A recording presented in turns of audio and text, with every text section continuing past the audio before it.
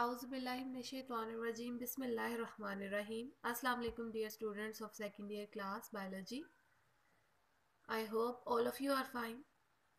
Welcome to you all. आज जो हमारा नेक्स्ट टॉपिक हम स्टार्ट करेंगे सब मेजर इकोसिस्टम में, डेट इज ग्रासलैंड इकोसिस्टम। यहाँ पर एक ग्रासलैंड इकोसिस्टम जो है वो आपको दिखाया गया है। इस ग्रासलैंड इकोसिस्टम के अंदर जो है वो बेसिकली आपको मेजर जो डोमिनेंट स्पीशीज नज़र आ रही हैं वो ग्रासेस की हैं, ठीक है। तो ये जो ग्रासेस हैं ये डोमिनेंट कम्युनिटी है यहाँ पर जो इस ग्रासलैंड इकोसिस्टम में एग्जिस्ट करती है। उसी रेफरेंस से फिर यहाँ की प्लांट्स और एनिमल स्पीशीज भी होती हैं साथ में। प्लांट्स में ज़्यादातर डोमिनेंट ग्रासेस ही होती हैं, जबकि कुछ हर्बेशियस प्लांट्स होते हैं। एनिमल्स में उसी से रेलेवेंट जो है वो एनिमल्स हम यहाँ पर डिस्कस करेंगे जो एग्जिस्ट करते हैं। ये एक ग्रासलैंड इकोसिस्टम है जहाँ पर देखें डोमिनेंट आपको ग्रासेस नज़र आ रही हैं। ये ग्रासलैंड इकोसिस्टम ज़्यादातर चित्राल, गिलगित, कश्मीर, वजीरिस्तान और कल्लात में पाया जाता है। तो यहाँ पर आपको ये ग्रासलैंड इकोसिस्टम दिखाया हुआ है लोअर चित्राल का, जहाँ कुछ एनिमल स्पीशीज ग्रेजिंग एनिमल्स जो है वो यहाँ पर ग्रेजर्स मौजूद हैं जो ग्रासेस पे फीड करते हैं, ठीक है। अच्छा, ग्रासलैंड इकोसिस्टम की हम बात करते हैं। सबसे पहले ग्रासलैंड इकोसिस्टम हमने बताया लोकेशन इनकी गिलगित, कश्मीर, वजीरिस्तान, लोअर चित्राल और नॉर्थ कल्लात है पाकिस्तान में। इसके अलावा वर्ल्ड वाइडली आपको यूरेशियन कॉन्टिनेंट यानी कि यूरोप और एशिया दोनों जगहों पर मिलते हैं। इनको हमने टू टाइप्स में डिवाइड कर दिया है, कुछ होती है प्रायरीज और एक होते हैं सवाना, ठीक है। अब ये जो हमने डिवीजन की हमने क्लाइमेट की बेस पर की है। तो कुछ ग्रासलैंड्स जो हैं वो टेम्परेट क्लाइमेट में एग्जिस्ट करती हैं, उन्हें हम प्रायरीज का नाम देते हैं। टेम्परेट क्लाइमेट का मतलब ये है कि वहाँ पर आपने पढ़ा था टेम्परेट रीजन्स के अंदर जो मॉडरेट इन्वायरमेंटल कंडीशन यानी कुछ ग्रोइंग सीजन भी होगा, समर सीजन डिस्टिंक्ट है और इस तरह विंटर सीजन भी डिस्टिंक्ट होता है, ठीक है। ये नॉर्थ अमेरिका की प्रायरीज है और अर्जेंटीना में इसे पैम्पस का नाम दिया जाता है। इन ग्रास लैंड्स में कोई भी वुडी प्लांट एग्जिस्ट नहीं करता, इसीलिए हम इन्हें प्रायरीज कहते हैं। आपने याद रखना है कि प्रायरीज में बेसिकली सारी हर्बेशियस या ग्रासेस ही एग्जिस्ट करेंगी, हर्ब्स या grasses. There is no woody plant, ठीक है। कोई भी वुडी प्लांट वहां पर एग्जिस्ट नहीं करेगा जिनकी जो हार्ड वुड होगी, ठीक है। स्वाना की बात करें तो स्वाना जो है ये ग्रासलैंड इकोसिस्टम है ट्रॉपिकल क्लाइमेट का, यानी ट्रॉपिकल वो क्लाइमेट होता है जहाँ रेनफॉल थोड़ी ज़्यादा होती है आम क्लाइमेट की निस्बत। तो यहाँ पर वुडी ट्रीज भी एग्जिस्ट करते हैं ग्रासेस के साथ, इसलिए हम इन्हें स्वाना कहते हैं। तो दो डिफरेंसेस आपने पढ़ लिए, प्रायरीज टेम्परेट रीजन में जबकि सवाना ट्रॉपिकल रीजन में। जबकि प्रायरीज जो है उनमें वुडी प्लांट कोई नहीं होता और सवाना के अंदर वुडी प्लांट्स एग्जिस्ट करते हैं, ठीक है। रेनफॉल की बात करें तो ग्रास लैंड को बहुत ज़्यादा स्वेयर ड्राउट फेस करना पड़ते हैं। ड्राउट खुश्क साली को कहते हैं, नहीं रेनफॉल नहीं होती तो वाटर शॉर्टेज इन्हें फेस करनी पड़ती है। 250 से 750 मिलीमीटर यहाँ रेनफॉल होती है। 10 to 30 इंचेस है अगर आप इंच में काउंट करते हैं। ट्रॉपिकल और सब ट्रॉपिकल जहाँ पर बहुत ज़्यादा रेनफॉल है वहाँ पर ये 1500 मिलीमीटर या 60 इंचेस तक रिकॉर्ड की गई है। अच्छा, इसके अलावा ग्रासलैंड इकोसिस्टम में मीन एनुअल रेनफॉल मिडवे है, यानी कि ये इकोसिस्टम भी मिड में एग्जिस्ट करता है फॉरेस्ट और डेजर्ट के। फॉरेस्ट में रेनफॉल बहुत ज़्यादा है, डेजर्ट में बिल्कुल ना होने के बराबर या बहुत कम है। तो ग्रासलैंड में मॉडरेट है, ना बहुत ज़्यादा ना बहुत कम, ठीक है। तो मिडवे इसलिए कहावत। यहाँ पर कवर आपको मिलेगा ग्रासेस का। कवर किसको कहते हैं? कवर यानी कि सॉइल के ऊपर जितनी भी वेजिटेशन है, जितने प्लांट्स ग्रो किए हुए वो कवर कहलाता है। तो यहाँ ग्रासेस ही कवर प्रोड्यूस कर रही है, ठीक है। यहाँ पे ट्रीज नहीं होते बिल्कुल भी, सिवाय रिवर के इर्द गिर्द जो ग्रासलैंड इकोसिस्टम होता है। ऑब्वियसली रिवर के इर्द गिर्द कुछ ट्रीज एग्जिस्ट करते हैं लेकिन ग्रासेस में डोमिनेंट है इनमें। वाटर और फायर की बात करें तो ग्रासेस और ट्रीज के दरमियान कंपटीशन होता है फूड के लिए, स्पेस के लिए, न्यूट्रिशन लेवल हर उसमें अगर आप देखें न्यूट्रिएंट्स लेने के लिए। तो ग्रासेस और ट्रीज की ग्रोथ के दरमियान जो कंपटीशन है उनमें कुछ फैक्टर मोस्ट इंपॉर्टेंट है। उनमें दो मोस्ट इंपॉर्टेंट फैक्टर वाटर और फायर है, पानी और आग। क्योंकि जब सैलाब आते हैं तो अफेक्ट होती है कम्युनिटीज ग्रासेस और ट्रीज की। जब आग लगती है तो वाटर जो है वो ज़्यादातर ग्रास कम्युनिटी को डिस्टर्ब करता है, जबकि फायर ट्री कम्युनिटी को ज़्यादा डिस्टर्ब करती है। ठीक है, प्लांट लाइफ की बात करें तो डोमिनेंट स्पीशीज ग्रेमिनॉइड है। आपने ग्रेमिनी फैमिली भी फर्स्ट ईयर में पढ़ी है, पोएसी फैमिली, वो ग्रास फैमिली है, इसलिए इनको ग्रेमिनॉइड कहा हुआ है क्योंकि इनमें सारी ग्रासेस और उन जैसे प्लांट्स हैं। इनमें फॉर्ब्स है। फॉर्ब किसको कहते हैं? These are broad leaf herbaceous plant that is not a grass. वो ग्रास नहीं होते लेकिन ब्रॉड लीफ प्लांट स्पीशीज होती हैं। प्रायरीज और मीडोज यानी चरागाहों में ये खुद ब खुद ग्रो की हुई होती है ग्रासेस के साथ। That is a picture of a form. या आपको नजर आ रहे होंगे, इसके अंदर ब्रॉड लीफ प्लांट्स है, फ्लावरिंग प्लांट्स है जो ग्रास लैंड इकोसिस्टम में ग्रो किए हुए ग्रासेस भी हैं और साथ में फॉर्ब्स भी ग्रो की हुई है। ये जितने फ्लावरिंग प्लांट्स आपको नजर आ रहे हैं सारी फॉर्ब्स है। ठीक है,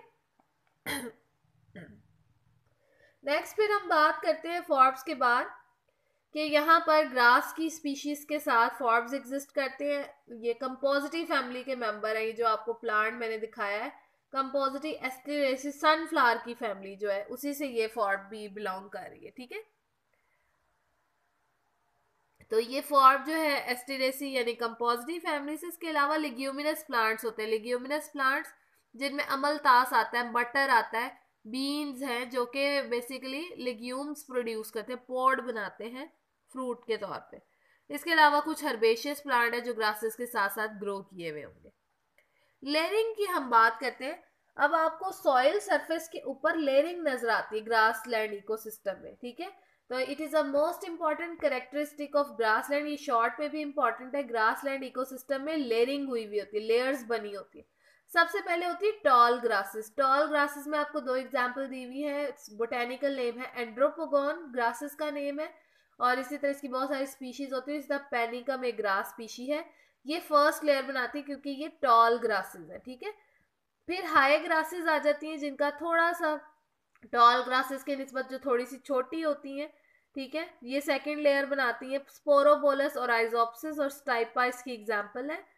थर्ड लेयर जो है वो बनती है शॉर्ट ग्रासेस से या फॉर्ब से, जिनमें पोआ और ब्रोमस की एग्जांपल दी हुई है।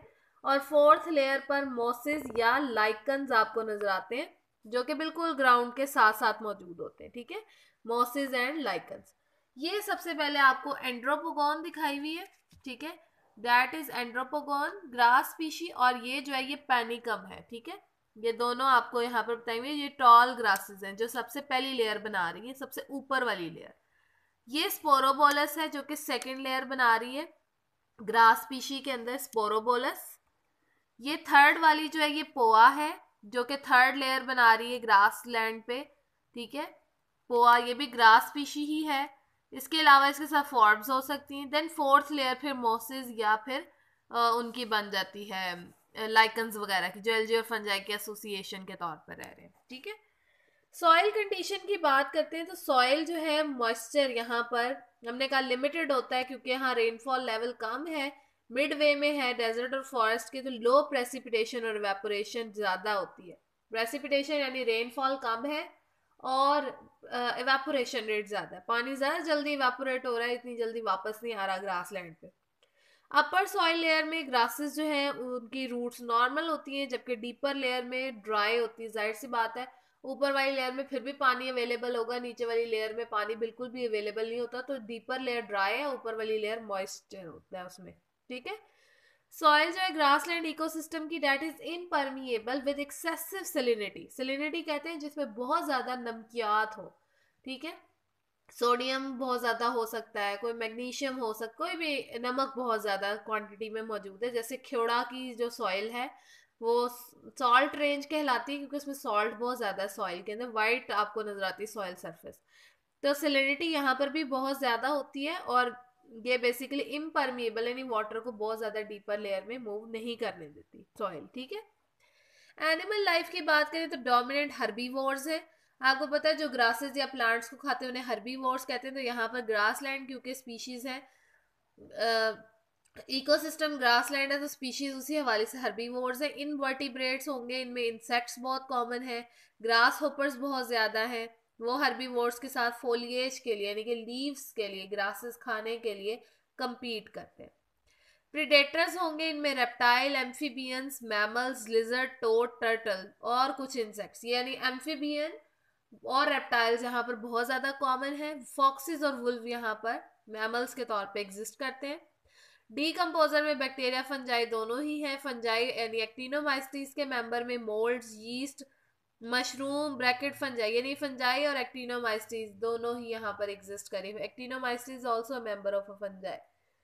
लार्ज एनिमल्स में जीब्रास, हॉर्सेस, बाइसन वो एनिमल्स होंगे जो ग्रासेस के ऊपर सरवाइव करते हैं, प्रोड्यूसर्स को खाते हैं। तो यानी हर्बीवोर, जीब्रा, बाइसन और हॉर्सेस यहाँ पर कॉमन है।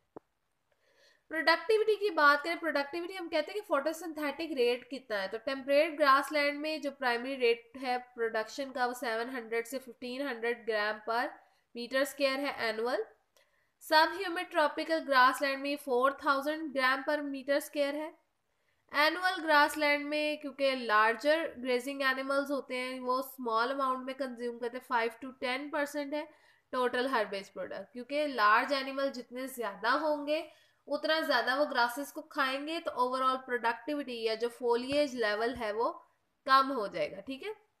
बर्ड्स, रोडेंट्स जो कुतर के खाते हैं लाइक स्क्विरल्स वगैरह और इनवर्टिब्रेट्स, ये यहाँ पे कम इक्वल अमाउंट पे कंज्यूम कर रहे होते हैं या फिर कम ही खा रहे होते हैं ग्रासेस को। ह्यूमन इम्पैक्ट की बात करें तो क्रॉप प्रोडक्शन और लाइफ स्टॉक मैनेजमेंट सबसे पहले हम बात करते हैं। नेचुरल ग्रासलैंड जो वर्ल्ड में एग्जिस्ट करता है वो क्रॉप प्रोडक्शन के लिए होता है। जैसे आपको पता है वीट्स, राइस और कॉर्न, ये सारी क्या है, ये सब ग्रासलैंड पोएसी फैमिली के मेंबर है ना। तो शुगर केन वगैरह, गन्ना, तो ये हम क्रॉप्स के तौर पे इस्तेमाल करते हैं। और या फिर स्टॉक को मैनेज करने के लिए जितने हमारे पास मवेशी हैं उनकी खुराक जो है ये ग्रासेस हैं, तो उनके लिए हम ये यूज कर रहे हैं, ग्रो करवा रहे हैं। कल्टीवेशन की बात करें तो very small fraction world grassland की कल्टीवेट की जाती है due to acidic climatic condition, soil erosion and salinity.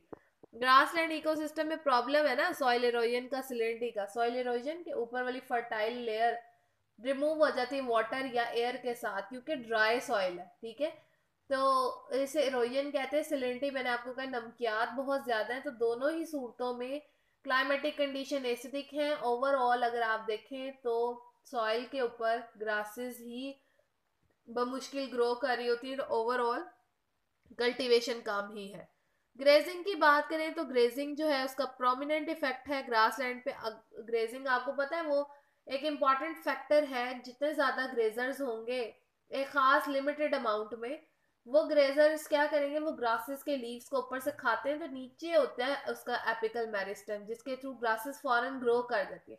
जितना ज़्यादा ऊपर से खाते हैं वो उतनी जल्दी ग्रासेस की ग्रोथ होती है, लेकिन एक लिमिटेड टाइम पीरियड, एक लिमिटेड हद तक। अगर वो बहुत ज्यादा ओवर ईटिंग करेंगे, ओवर ग्रेजिंग होगी, तो एनिमल्स के हूव्स जो हैं वो आपको पता है उनके पाँव के नीचे जो है वो उनको पाँव को हम हूव्स कहते हैं ना, उनके हूव्स का वजन इतना ज्यादा होता है एनिमल्स का कि उनकी वजह से सॉइल हार्ड हो जाती है, पानी नहीं वहां से पेनिट्रेट करता अंदर, इम्परमिएबल सॉइल हो जाती है और एज अ रिजल्ट बैरन हो जाती है, डेजर्ट बन जाता है ये। ठीक है। आहिस्ता आहिस्ता ओवर ग्रेजिंग का नुकसान है ये।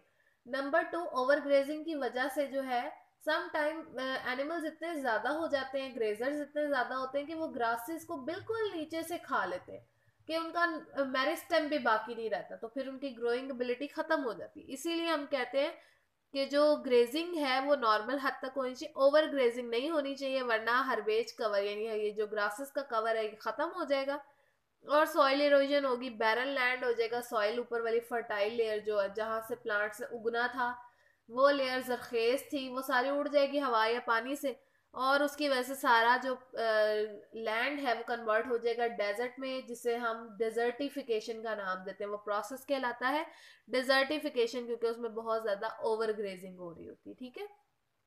तो ये ओवरऑल ग्रासलैंड इकोसिस्टम है, ये इंपॉर्टेंट था लॉन्ग क्वेश्चन के अंदर। नेक्स्ट भी लॉन्ग क्वेश्चन में इंपॉर्टेंट है, दैट इज डेजर्ट इकोसिस्टम। ये इस चैप्टर का लास्ट टॉपिक है, इसके आगे टंड्रा और ह्यूमन इम्पैक्ट आपने नहीं करना।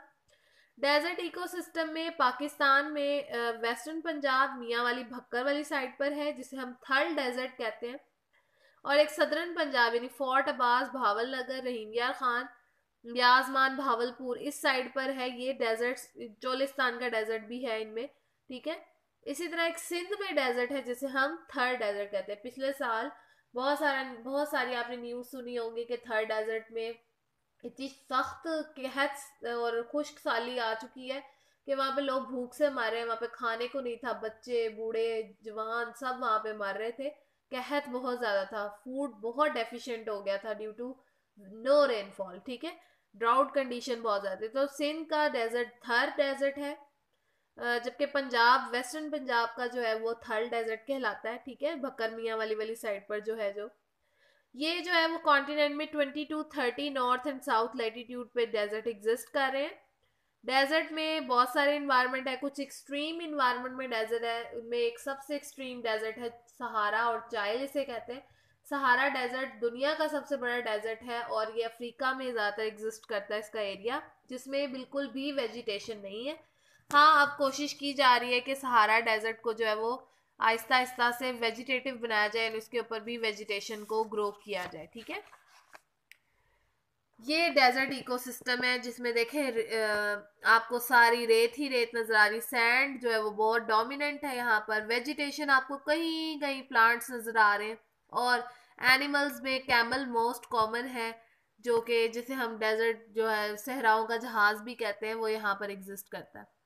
ये एक डेजर्ट इकोसिस्टम है जिसमें एक डिपिक्शन दी गई है, पिक्चर डिपिक्ट करती है यहाँ के प्लांट्स को जैसे, और एनिमल स्पीशीज को, जैसे ये कैक्टस की बहुत सारी स्पीशीज, यूफोरबिया प्लांट है जो यहाँ एग्जिस्ट करता है। कहीं कहीं वेजिटेशन है, सैंड कॉमन है, फिर एनिमल्स में रेप्टाइल्स बहुत कॉमन है यहाँ पर, फॉक्सेस हैं, कुछ बर्ड स्पीशीज है, कैमल बहुत कॉमन होता है इसके अंदर, ठीक है। तो ये डेजर्ट स्पीशीज है, ये थर्ड डेजर्ट की एक पिक्चर है, ठीक है। इसी तरह ये थल डेजर्ट की एक पिक्चर है, मियाँ वाली की पिक्चर है ये, ठीक है। फिर जो अफ्रीका है, अफ्रीका में ये आपको सहारा डेजर्ट दिखाया गया है, अफ्रीका का सहारा डेजर्ट। ये कुछ इंपॉर्टेंट प्रोड्यूसर्स और कंज्यूमर्स हैं जो कि इस डेजर्ट इकोसिस्टम में एग्जिस्ट करते हैं। जैसे कि प्रोड्यूसर्स में आपको उन्होंने दिखाया हुआ है कौन कौन से प्लांट्स हैं, कैक्टस की स्पीशीज है, झाड़ियाँ ज़्यादातर ग्रो की हुई हैं। प्रोड्यूसर्स में टर्टल है, कैमल है, इसके अलावा सॉरी कंज्यूमर्स के अंदर टर्टल, कैमल, रेप्टाइल्स की बहुत सारी स्पीशीज है, कुछ बर्ड स्पीशीज भी हैं जो यहाँ पर एग्जिस्ट कर रही हैं, ठीक है। अच्छा, इसमें डेजर्ट इकोसिस्टम में हम बात करते हैं कि डेजर्ट जो है उसमें आपको पता है वेजिटेशन बहुत ज़्यादा स्पेस्ड होती है, यानी दूर दूर है वेजिटेशन, और लार्ज एरिया जो है वो बेयर ग्राउंड ही होता है, खाली जगह होती है, खाली ग्राउंड है, इसमें सैंड होती है, रेत है बस। रेनफॉल यहाँ 25 to 50 सेंटीमीटर से भी कम है, यानी 10 to 20 इंचेस है, या फिर बिल्कुल भी नहीं होती, ठीक है। प्लांट लाइफ की ये एनुअल रेनफॉल है पूरे साल की। प्लांट लाइफ की बात करें तो प्लांट यहाँ पर often spaced evenly if planted by hand. अगर आप खुद हाथ से लगाते हैं, खुद वेजिटेशन करते हैं डेजर्ट में, तो ऑब्वियसली आप एक खास फासले के साथ प्लांट्स को लगाते हैं, तो इवनली स्पेस्ड होते हैं।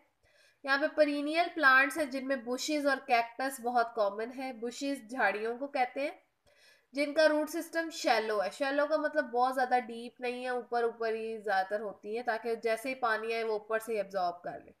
वाटर प्रूफ वैक्सी कॉर्डिंग, अब इन प्लांट से सर्वाइव करने, जीरोफिटिक प्लांट्स हैं ये सारे, ड्राई एनवायरनमेंट में रहते हैं, तो ऑब्वियसली इन्होंने अपने इर्द गिर्द लीव्स के इर्द गिर्द कोटिंग की हुई है वैक्स की, या फिर ये अपने लीफ गिरा देते हैं ताकि वाटर को कंजर्व कर सकें। तो इन्होंने वाटर प्रूफ वैक्सी कोटिंग की हुई है वाटर को बचाने के लिए एवापोरेशन से। इसके अलावा वाटर कंजर्वेशन के लिए इन्होंने स्टेम के इर्द गिर्द भी जो है वो वैक्सी कोटिंग होती है, प्लस इनका स्टेम जो है वो सकुलेंट हो जाता है, नहीं वाटर को स्टोर कर लेता है, इसे सकुलेंट ऑर्गन कहते हैं, क्योंकि ये अपने लीफ को बहुत ज़्यादा ड्राई इन्वायरमेंट में शेड ऑफ कर देते हैं या नीडल लाइक लीव्स बना लेते हैं, ठीक है। इनके स्टेम फ्लैशी होते हैं, जैसे यूफोरबिया और कैक्टस में फ्लैशी स्टेम है जो वाटर को स्टोर करेंगे ताकि ड्राउट के टाइम पीरियड से ये गुजर सके। ड्राउट आपको पता खुश्क साली को कहते हैं, जब रेनफॉल नहीं हो रही तब ये इसी वाटर को यूटिलाइज करते हैं। फिर इसके अलावा उन्होंने बताया एनिमल्स जो हैं वो लिटिल वाटर पर सरवाइव करते हैं, या फिर वो एक ही दफ़ा इतना सारा पानी पी लेते हैं कि उन्हें दोबारा काफ़ी टाइम के बाद पानी की ज़रूरत पड़े, वाटर को स्टोर कर लें अपने अंदर, या फिर ये ऐसा फूड यूज़ करते हैं जिससे पानी इनको मिलता रहे, फॉर एग्जांपल कार्बोहाइड्रेट, कि सेलुलर रेस्पिरेशन हो, रेस्पिरेशन के दौरान एटीपीज भी बने और पानी भी प्रोड्यूस हो। लार्ज एनिमल्स के अंदर हमने बिग हॉर्न शीप है, कैमल है, जो कि बहुत ज़्यादा ड्राइएस्ट टाइम पीरियड में भी डेजर्ट में सरवाइव कर लेते हैं। फिर इन एनिमल्स ने कुछ अडेप्टेशन की कि दिन के टाइम पर छुप जाते हैं, हाइड हो जाते हैं इसी रेत के अंदर, ठीक है, ताकि वो रिलीफ ले सके सन से, क्योंकि गर्मी बहुत ज़्यादा होती है, हीट बहुत ज़्यादा, तो अपने आप को रेत के अंदर छुपा लेते हैं, क्योंकि रेत बहुत जल्दी गर्म हो जाती है, ठीक है, तो ये अंदर जाकर छुप जाते हैं। जबकि रात के वक्त ये बाहर आ जाते हैं, डार्कनेस पे ये बाहर आ जाते हैं, जैसे स्नेक, लिजर्ड्स, वो रेप्टाइल्स वगैरह। मैमल्स में kangaroo, rat, birds, burrowing owls, ये सब रात के टाइम बाहर आते हैं, क्योंकि रात को डेजर्ट ठंडा हो जाता है, रेत जल्दी ठंडी भी हो जाती है। ह्यूमन इम्पैक्ट की बात करें तो डेजर्ट्स में ह्यूमन एक्टिविटीज़ बहुत ज़्यादा डोमिनेंट है, क्योंकि आपको पता है डेजर्ट बनते ही तब है जब ह्यूमन एक्टिविटीज़ होती हैं। वो दरख्तों को काट देते हैं, ग्रासलैंड इकोसिस्टम को ओवरग्रेजिंग के थ्रू ख़त्म करवा देते हैं, क्योंकि ग्रेजर्स बहुत ज़्यादा ले आते हैं, जिनसे ग्रेजिंग का प्रोसेस भी इफेक्ट होता है, ग्रासेस की ग्रोथ भी इफेक्ट होती है, तो डेजर्टिफिकेशन यानी डेजर्ट स्प्रेड होना शुरू हो जाते हैं। इसमें साहिल के एक एग्जांपल दी हुई है, southern edge of Sahara desert in Africa में के इर्द गिर्द था। 25 ईयर्स में इसकी रेनफॉल रेट इतना ज़्यादा कम हुआ, और वहाँ पे ह्यूमन ग्रोथ इतनी ज़्यादा थी कि साउथवर्ड ईस्ट से ये डेजर्ट बनना शुरू हुआ, ये फैल गया, और अब उसमें इतनी ज़्यादा ह्यूमन पॉपुलेशन है कि वो उसकी उस इकोसिस्टम की कैरिंग कैपेसिटी बिल्कुल ना होने के बराबर हो गई, यानी कि रिसोर्सेज बहुत कम हो गए हैं और लोग बहुत ज़्यादा हो गए कि इकोसिस्टम लोगों की ज़रूरियात पूरी नहीं कर पा रहा, ठीक है, डेजर्ट बन गया है वो आहिस्ता आहिस्ता। तो अब वहाँ पे क्या, वहाँ फेमाइंस आते हैं, कहत आते हैं, ड्राउट यानी खुश्क साली की कंडीशन, रेनफॉल रेट ना होने के बराबर है उधर। ये एरियाज जो है वो बेसिकली एथोपिया में है।